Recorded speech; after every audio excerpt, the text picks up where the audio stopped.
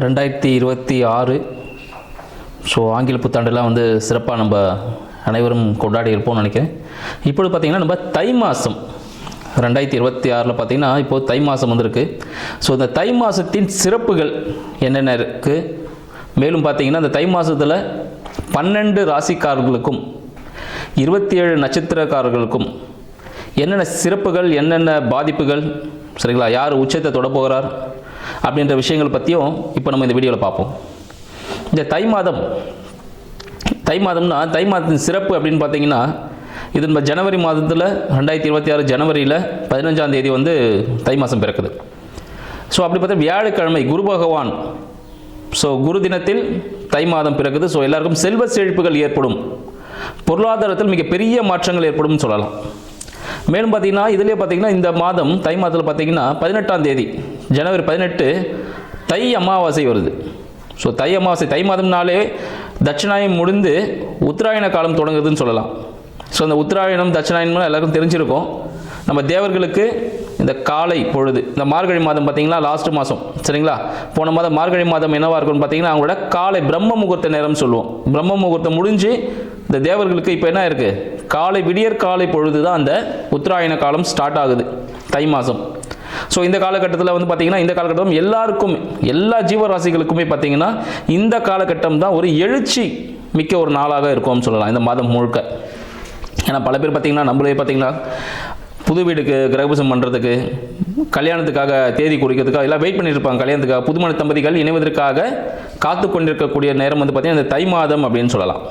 So இந்த தை மாதத்துக்காக அனைவருமே ஏன்னா கதிர் அறுப்பாங்க, பொங்கல் திருவிழா இருக்குது, உழவர் திருவிழா மிகவும் சிறப்பான ஒரு விஷயம். ஏன்னா இப்போ இந்த உழவன் இல்லைன்னா நம்மளால் எந்த விதமோ பொருளையும் சாப்பிட முடியாது, எதையும் யூஸ் பண்ண முடியாது. ஸோ அவங்களுக்குலாம் ஒரு நன்றி தெரிவிக்கக்கூடிய காலகட்டமாகவும் இந்த தை மாதம் இருக்குதுன்னு சொல்லலாம். சூரிய பகவானுக்கு நன்றி செலுத்தும் விதமாக இந்த தை மாதத்தில் பொங்கல்லாம் வச்சு சிறப்பாக நம்மளோட தென்னிந்திய பகுதியில் நம்ம சிறப்பாக பண்ணிகிட்ருக்கோம். இது மட்டும் இல்லாமல் இப்போ உலகம் ஃபுல்லாக எல்லாத்துலேயுமே கொண்டாட ஆரம்பிச்சிருக்காங்க. அது மட்டும் இல்லாமல் பார்த்திங்கன்னா இந்த உத்தராயண காலத்தில் இந்த தை அமாவாசை வருது பாருங்கள். இந்த தை அமாவாசை அன்னைக்கு என்ன பண்ணோம், இதுக்கு முன்னாடி அமாவாசைலாம் வந்துடுச்சு, மாலை அமாவாசைலாம் முடிஞ்சிடுச்சு, இப்போ தை அமாவாசை வருது. ஸோ மாலை அமாவாசை டைமில் ஏதாவது பண்ண முடியல அப்படின்னும் போது இந்த தை அமாவாசை இந்த காலகட்டத்தில் கண்டிப்பாக பார்த்திங்கன்னா நம்ம முன்னோர்கள் இறந்தவர்கள், சரிங்களா, அவங்களோட பிள்ளைகளையோ சொந்தக்காரங்களும் பார்க்கறதுக்கு வாய்ப்புகள் உண்டு. அதனால் இந்த காலகட்டத்தில் மறக்காமல் தை அமாவாசையில் வீட்டில் படையல் வச்சு, ஸோ ஒரு துணி, சரிங்களா, ஸோ எப்போ பார்த்திங்கன்னா ஒரு சேலை, ஒரு வேட்டி, டவல் இது மாதிரி தான் வச்சு படைக்கணும். சேலை கூட ஒரு ஜாக்கெட் பெட்டி இது மாதிரி வச்சு தான் கடவுளுக்கு படைச்சிட்டு, கடவுளுக்குனா நம்ம முன்னோர்கள், ஏன்னா அவங்க தானே இப்போ கொடுத்த காக்க போகிறவங்க. ஸோ அவங்களுக்கு வச்சு படைச்சிட்டு அது மூலயமா, சரிங்களா, 4 பேருக்கு ஒரு முடிஞ்ச அளவுக்கு ஒரு 3 பேருக்கோ இல்லை 5 பேருக்கு இல்லை ஒரு 9 பேருக்கு உணவு தானம் பண்ணுங்கள். உணவு தானம்னா யாருக்கு தேவை இருக்கோ, இப்போ கோவிலில் கொடுக்குறாங்க பாருங்கள், அது வந்து பிரசாதம், அது வீட்டிலே சமைச்சு வச்சுட்டு வந்திருப்பாங்க, அங்கே ஒரு பிரசாதமாக அதை வாங்கிக்கிறாங்க கடவுள்கிட்டேருந்து. பட் இந்த உணவு தானம் அப்படின்னு சொல்லும்போது பார்த்தீங்கன்னா யாருக்கு தேவை இருக்கோ, அன்றாட உணவை கிடைக்க முடியாமல் இருக்கும் சில பேருக்கு, ஸோ அவங்களுக்கு கொடுக்கறது மூலமாக நம் முன்னோர்களுக்கு இது நம்மளோட காலகட்டத்தில் செய்ய முடியாத சில விஷயங்கள் இருந்திருக்கும், சூழ்நிலைகள் தடுத்திருக்கும், அந்த விஷயங்கள்லாம் நிவர்த்தியாகி அவங்க மனது குளிரும். ஸோ அதனால் கண்டிப்பாக தை அமாவாசைக்கு முடிந்த அளவில் உணவு தானம் பண்ணுங்கள். ஒருத்தருக்காவது வாங்கி கொடுங்க. அதோட வேல்யூ வந்து எவ்வளோ இருக்கணும்லாம் இல்லை, 5 ரூபா இருக்கலாம், 10 ரூபா இருக்கலாம், 500 ரூபா இருக்கலாம், 5000 ரூபா, என்ன வேணாலும் இருக்கலாம். ஒருவரோட பசி ஆற்றுங்கள். என்னால் சாப்பாடெலாம் வாங்கி தர முடியாத, நானே கஷ்டத்தில் இருக்கேன் அப்படின்ட்டு பரவாயில்ல, ஒன்றும் பிரச்சனை இல்லை. வீட்டில் சமைக்கிற சாப்பாடை, சரிங்களா, காகத்திற்கு வைக்கலாம். ஸோ வீட்டு வெளியே காக்கா வரும் பார்த்தீங்களா, காக்காவுக்கு வைக்கலாம். அதுவும் முடியலையா, சின்ன எறும்புகள்லாம், குட்டி குட்டியாக எறும்பு, அந்த எறும்புகளுக்கு உணவளிக்கலாம். ஸோ இந்த தை மாதத்தில் முடிந்த அளவு என்ன பண்ணணும், ஸோ உணவு தானியங்கள், அதை உயிரினத்தை, எந்த உயிரினம் தான் பரவாயில்ல, அளவுகள்லாம் இல்லை, எறும்பு கொடுத்தாலும் சரி, பசுமாடு கொடுத்தாலும் சரி, காகத்துக்கு கொடுத்தாலும் சரி, இல்லை மனிதர்களுக்கே கொடுத்தாலும் சரி. ஏன்னா கடவுள் வந்து தனியாக வரமாட்டார், மனித உருவில் தான் வருவார். அப்போ நம்ம தான் வந்து யாருக்காவது உதவிகள் செய்யணும் அப்படின்ற விஷயத்தையும் வந்து இந்த தை மாதத்தில் நம்ம கண்டிப்பாக கடைப்பிடிக்கணும். உழவர்கள் அனைவருக்கும், யாரெல்லாம் விவசாயம் செஞ்சுட்டு இருக்காங்களோ, உற்பத்தி துறையில் இருக்காங்களோ, எல்லாருக்கும் ஒரு நன்றி செலுத்தணும் நம்மளும், சரிங்களா. ஸோ மற்றவங்க தான் பண்ணணும்ல, நம்ம அனைவருமே அவங்களுக்கு வந்து நன்றி கடன் பட்டவர்கள், உழவர்களுக்கு எல்லாமே அவங்கள நன்றி கடன் செலுத்த வேண்டிய மாதமாக எப்பவுமே நன்றி கடன் செலுத்தணும். இந்த நாள் ஒரு குறிப்பிட்ட நாள், நம்ம பர்த்டே கொண்டாடுறோம் பார்த்தீங்களா, அது போல ஒரு நாள் தான் இந்த நாள். கண்டிப்பாக அவங்களுக்கு நன்றி செலுத்தணும். உள்நாட்டு, சரிங்களா, உள்நாட்டு உற்பத்தியில் ஆன பொருட்களை வாங்குவதை ஒரு கடமையாக வச்சுக்கணும்னு நினைக்கிறேன் இந்த வருடத்தில் அனைவருக்கும். இதை என்னோட தாழ்மையான வேண்டுகோளாக கூட வச்சுக்கோங்க. மேலும் பார்த்தீங்கன்னா இந்த காலகட்டத்தில் நிறைய பேர் தொழில் தொடங்குறதுக்காக காத்துட்ருப்பீங்க.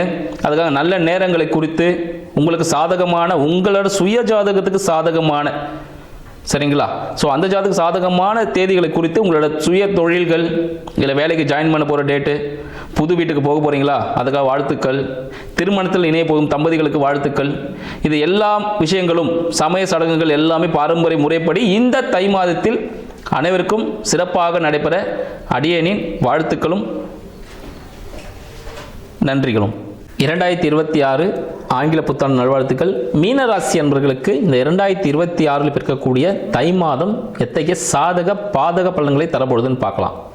இந்த 2026 பிறக்கக்கூடிய தை மாதம் மீனராசி அன்பர்களுக்கு ராசியின் அதிபதி 1க்கும் 10க்கும் அதிபதியான குரு பகவான் 4ல் இருக்கார்.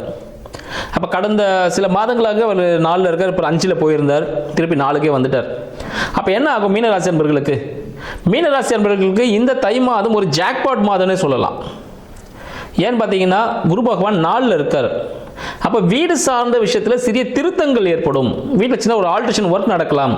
இதுவரை வீட்டில் இருந்த சில பிரச்சனைகள் சால்வ் ஆக போகுது, தீர்வு கிடைக்க போகுதுன்னு சொல்லலாம். மேலும் பார்த்தீங்கன்னா 10க்கும் அதிபதி அவர் தான். தொழில் சார்ந்த இடத்துல இருந்த சிறிய பிரச்சனைகள் எல்லாமே தீரப்போகிறது அப்படின்னு சொல்லலாம். இது இருக்க சில பிரச்சனைகளை சந்திச்சிருப்பீங்க, அதெல்லாம் இப்போ சாஃப்டாக மாறி உங்களுக்கு சாதகமான ஒரு சூழ்நிலை ஏற்படுவதற்கான வாய்ப்புகள் உண்டு இந்த காலகட்டம்.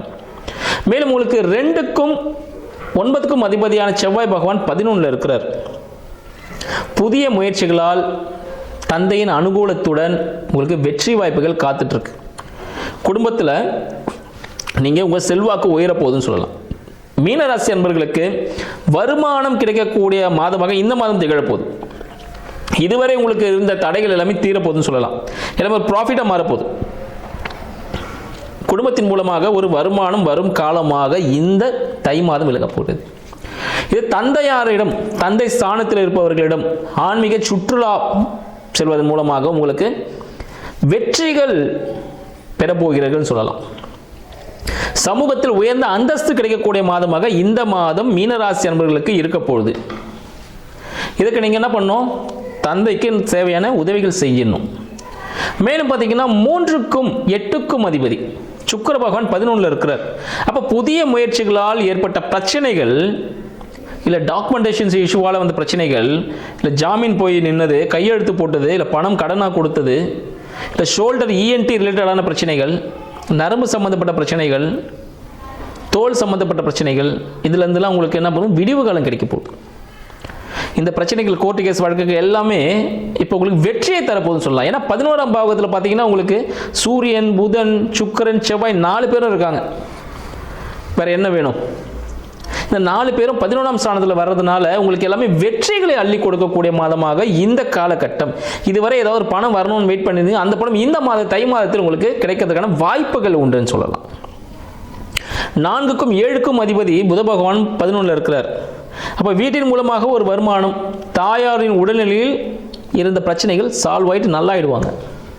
புதிய வண்டி வாகனம் வாங்குவதற்கான வாய்ப்புகள் ஏற்படும். அப்போ என்ன ஆகும் பார்த்தீங்கன்னா புதுசாக ஒரு வீடு வாங்குறதுக்கான வாய்ப்புகளும் உங்களுக்கு ஏற்படுவதற்கான வாய்ப்புகள் உண்டு. வாடிக்கையாளர்களின் வருகை அதிகரிக்கும். ஒரு தொழில் செய்பவராக இருந்தால் வாடிக்கையாளர் அதிகமாக வருவாங்க. அப்போ பிஸ்னஸில் நீங்கள் 2வது பிரான்ச், 3வது பிரான்ச் போகிறதுக்கான, 10வது பிரான்ச் போகிறதுக்கான வாய்ப்புகள் இந்த காலகட்டம் தை மாதம் உங்களுக்கு வழிவிட்டிருக்கு. தை பிறந்தால் வழி பிறக்கும்.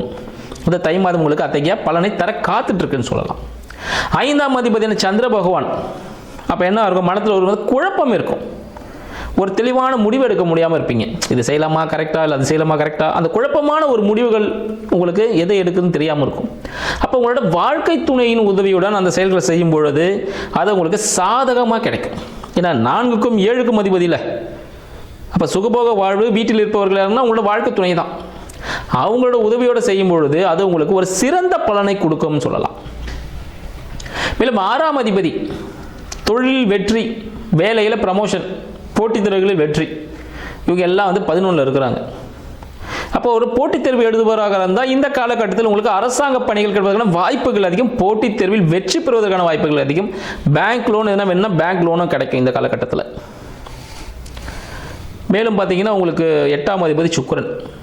ஆல்ரெடி சொல்லியிருந்தோம், கோர்ட்டு கேஸ் வழக்கில் உங்களுக்கு சாதகமாக கிடைக்க போகுதுன்னு சொல்லிட்டு. மறைமுக வருமானம் வரும், இதுவரை நீங்கள் சேர்த்து வச்சதெல்லாம் ஒரு பெரிய அமௌண்ட்டாக உங்களுக்கு கிடைக்க போகுது. இன்சூரன்ஸ் எதனா போட்டு வச்சிருந்ததுன்னா அந்த தொகையும் உங்களுக்கு கிடைக்க போகுதுன்னு சொல்லலாம். சரிங்களா? இதுவரை நீங்கள் பட்ட கஷ்டத்துங்கள், பெரிய கண்டங்கள்லாம் சந்திச்சிருப்பீங்க, வாகன விபத்து ஏற்பட்டிருக்கும், ஒரு ஆப்ரேஷன்ஸ் கூட நடந்திருக்கலாம். இந்த விபத்துகளில் ஏற்பட்டதில் ஒரு அனுபவம் அந்த கண்டங்களை தீர்ந்து ஒரு நல்ல நிலைக்கு அனைவரும் பாராட்டக்கூடிய ஒரு இடத்திற்கு செல்ல போகிற சொல்லலாம். சரி, குழந்தைகள் பிறக்குமா? குழந்தை பிறப்பு கண்டிப்பாக உண்டு.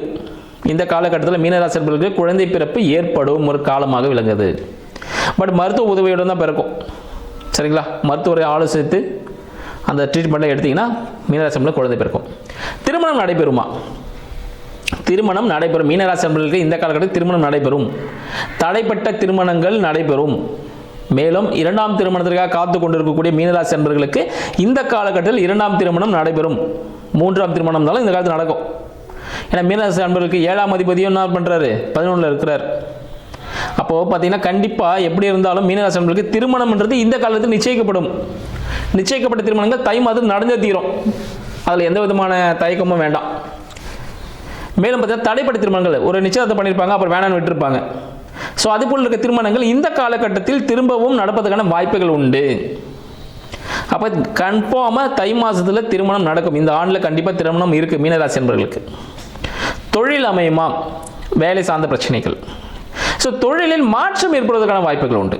தொழில் மாற்றம்னா ஒரு இப்போ டாட்டாவில் இருந்தார் பார்த்தீங்கன்னா, அவர் ஒரு 48 நினைக்கிற கம்பெனிஸ் வந்து வச்சிருந்தார். டிஃப்ரெண்ட் ஃபீல்ட்ஸ் எல்லாமே வேற ஒரு ஃபீல்டு. ஆட்டோமொபைல் ஃபீல்டு வேறு, அக்ரிகல்ச்சர் ஃபீல்டு வேறு, எலக்ட்ரானிக் ஃபீல்டு வேறு. இது போல் அடுத்த ஒரு பரிணாமத்தில் இன்னொரு ஃபீல்டுக்குள்ளே நீங்கள் நுழைவதற்கான வாய்ப்புகள் அதிகம். வேலை செய்யக்கூடிய மீனராசி அன்பர்கள் வேலை மாற்றம் ஏற்படும். வேலை செய்யக்கூடிய மீனராசி அன்பர்களுக்கு வேலை மாற்றம் கண்டிப்பாக ஏற்படுவதற்கான வாய்ப்புகள் உண்டு. மேலும் மீனராசி அன்பர்கள் வீட்டில் பார்த்தீங்கன்னா ஒரு சில வாஸ்து குறைபாடுகள் ஏற்பட்டிருக்கும், இல்லை வீட்டு சம்பந்த இடத்துல சில பிரச்சனைகள் ஏற்பட்டிருக்கும். அந்த பிரச்சனைகள் தீர்வதற்கான காலகட்டமாக திகழப்போகுது. தை மாதத்துக்கு அப்புறமா அந்த பிரச்சனைலாம் தீர்ந்துடும். வாஸ்து சம்பந்தப்பட்ட பிரச்சனைகள் ஏதாவது சிறிய இடர்பாடுகள் இருக்கலாம், இல்லை வீட்டில் பார்த்தீங்கன்னா ஒரு சில்ல உடைச்சிட்டு சில விஷயங்கள் செய்ய வேண்டிய கட்டாயம் ஏற்படுறதுக்கான வாய்ப்புகள் உண்டு. இது தை மாதத்தில் நடப்பதற்கான வாய்ப்புகள் மீனராசி அன்பர்களுக்கு இருக்குது. ஸோ அது பார்த்தீங்கன்னா உங்களுக்கு ஒரு ப்ளஸ் பாயிண்ட்டாக தான் அமையும். எனவே ஷேர் மார்க்கெட்டில் இருக்கீங்க, ஷேர் மார்க்கெட்டில் இருக்கக்கூடிய மீனராசி அன்பர்கள் அப் அண்ட் டவுன்ஸ் இருந்துகிட்டே இருக்கும். அதனால் கொஞ்சம் ஜாக்கிரதையாக இருங்க. இந்த காலகட்டத்தில் எதையும் நீங்கள் வாங்க வேண்டாம், விற்கவும் வேண்டாம். மீனராசி அன்பர்கள் இந்த தை மாதம் ஷேர் மார்க்கெட் ரிலேட்டடான விஷயங்களில் ஈடுபடுவதை குறைத்து கொள்ளவும் தவிர்த்து கொள்ள முடிந்த அளவுக்கு தவிர்க்கிறது மிகவும் நல்லது. மீனராசி அன்பர்களின் குழந்தைகளின் உடல் உபாதைகள் ஏற்படுவதற்கான வாய்ப்புகள் உண்டு. உடல் அப்பப்போ சின்ன சின்ன ஃபீவர் மாதிரி தான் வந்துட்டு பார்த்தீங்கன்னா சான்சஸ் உண்டு. ஸோ மருத்துவ உதவிகள் எடுத்தீங்கன்னா சரியாக போயிடும். பெரிய விஷயங்கள்லாம் ஒன்றுமே இல்லை. மேலும் பார்த்தீங்கன்னா உங்களுக்கு 12ஆம் அதிபதி, சரிங்களா, 12ஆம் அதிபதி சனீஸ்வர பகவான் உங்கள் ராசியிலே இருக்கிறார். அப்போ லாபங்கள் விரயமாகக்கூடிய காலகட்டம் சொல்லலாம். இந்த தை மாதம் லாபங்கள் விரயமாகக்கூடிய ஒரு காலகட்டம். அப்போ என்ன ஆகும்? விரயம்னா என்னது? லாபமாக இருக்குது, தொழில் வந்து லாபம் விரயமாகுதுன்னா ஒரு இன்வெஸ்ட்மெண்ட்டாக நீங்கள் பண்ணணும். இன்வெஸ்ட்மெண்ட் ஒரு புதுசாக ஒரு மிஷினரி வாங்கி போடலாம் கம்பெனிக்கு, இல்லை தொழிலாளர் நலன் சார்ந்த விஷயத்தில் அந்த அமௌண்ட்டை ஈடுபடுத்தலாம். ஒரு போனஸாகவோ, தொழிலாளர் நிதியாகவோ, இல்லை அவங்களோட கல்வி செலவுக்காகவோ, தொழிலாளர்களின் பசங்களோட கல்வி செலவுக்காக, இல்லை புதுசாக ஒரு பெரிய மிஷின்ஸு, இல்லை புது அப்டேட் எதனா பண்ணலாம், புது பிரான்ச்சஸ் ஓப்பன் பண்ணலாம், இல்லை தொழிலுக்காக ஹியூஜ் இன்வெஸ்ட்மெண்ட் எதனா நீங்கள் பண்ணிங்கன்னா அது ஒரு சக்ஸஸ்ஃபுல்லாக இருக்கும். இல்லை ஒரு கோல்டு கூட வாங்கி வைக்கலாம். ஏன்னா குரு பகவான் பார்த்தீங்கன்னா அவங்களோட விரயத்தை பார்த்துட்டு இருக்காரு. அப்போ சுப விரயமாக மாற்றணும்னு ஒரு ஐடியாவில் இருக்கிறாரு. அப்போ ஒரு வீடு கூட நீங்கள் வாங்கலாம். ஒரு லேண்ட், அக்ரிகல்ச்சர் லேண்டு ஒன்று வாங்கினீங்கன்னா நல்ல ஒரு இன்வெஸ்ட்மெண்ட்டாக இருக்கும். ஸோ இது போல விரயங்கள் உங்களுக்கு சுப விரயங்களாக காத்து கொண்டிருக்கிறது. இந்த மீனராசி அன்பர்களுக்கு பரிகாரம் அப்படின்னு சொன்னோன்னா என்ன பரிகாரம் உங்களுக்கு சிறப்பாக இருக்கும் அப்படின்னு பார்த்தீங்கன்னா, மீனராசி அன்பர்களுக்கு சர்க்கரை பொங்கல், சரிங்களா, வெள்ளிக்கிழமையில் சர்க்கரை பொங்கலை சூடாக சாப்பிடணும். சூடாக சாப்பிட்டீங்கன்னா ரொம்ப அருமையான பரிகாரமாக இருக்கும். சக்கரை பொங்கல் ஆறி போயிடுச்சுன்னா அதை உட்காந்து சாப்பிட்டுக்கூடாது. வெள்ளிக்கிழமையில் சக்கரை பொங்கலை சூடாக சாப்பிட்டீங்கன்னா உங்களுக்கு சூப்பரான விஷயங்கள் நடக்கும். இதுதான் பரிகாரமே. மீனராசி அன்பர்களுக்கு சர்க்கரை பொங்கல் பரிகாரம். வெள்ளிக்கிழமையில் மதியானம் சாப்பிட்டீங்கன்னா மிக சிறப்பு. காலையில் சாப்பிட்டீங்கன்னா 6 to 7 சாப்பிட்டீங்கன்னா ஃபஸ்ட் கிளாஸ்ன்னு சொல்லலாம். ஆனால் மீனராசி அன்பர்கள் வெள்ளிக்கிழமையில் சக்கரை பொங்கல் செஞ்சு சாப்பிடுங்க, நல்லா நெய் விட்டு. அதுதான் உங்களுக்கு பரிகாரமே. உடலில் கண்டிப்பாக உடற்பயிற்சியை கொஞ்சம் மேற்கொள்ளுங்கள். சோம்பல் அதிகமாக இருக்கும் இந்த காலகட்டத்தில், நல்லா சுகமாக இருக்கும் தூங்கணும்னு. ஆனால் தூக்கங்கள் கொஞ்சம் பாதிக்கப்பட்டிருக்கும். ஏன்னா விரையாதிபதி இருக்கார்ல சனீஸ்வர பகவான் வந்து லக்னத்தில் உட்காட்டார், ராசி இல்லையா உங்களுக்கு 12ல். 12ஆம் அதிபதி சனீஸ்வரன் உங்களோட மீன ராசியில் இருக்கிறனால தூக்கம் குறைவு ஏற்படும். குழந்தைகள் மூலமாகவோ மன உளைச்சல் மூலமாகவோ தூக்கம் குறைவு ஏற்படும். ஆனால் நல்லா தூங்குங்க, பரிகாரம் நல்லா தூங்கணும். வெள்ளிக்கிழமை சக்கரை பொங்கல் சாப்பிடுங்க. இந்த 2026 தை மாதம் உங்களுக்கு அனைத்தையும் அள்ளி கொடுக்கக்கூடிய ஒரு மாதமாக திகழப்போகிறது. மீனராசி பிள்ளைகளுக்கு அடியனின் நன்றிகளும் வாழ்த்துக்களும். நன்றி.